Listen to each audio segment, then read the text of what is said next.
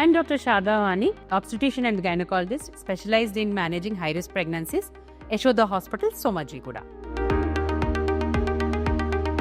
Preeclampsia. Preeclampsia means diagnosing hypertension first time in pregnancy after 20 weeks of gestational age. Along with it, signs of damage to the other important organs like kidney, liver, brain, etc. So, is there any way to diagnose preeclampsia, or is there any way to identify the women who are high risk for preeclampsia during pregnancy?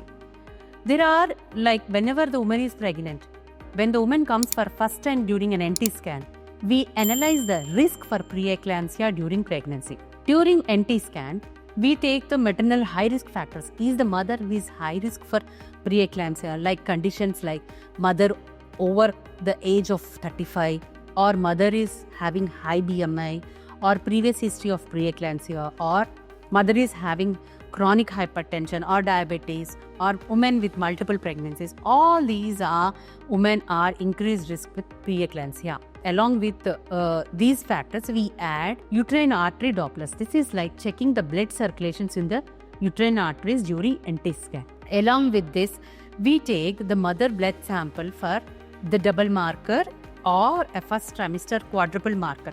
These markers will give the risk assessment for our preeclampsia risk.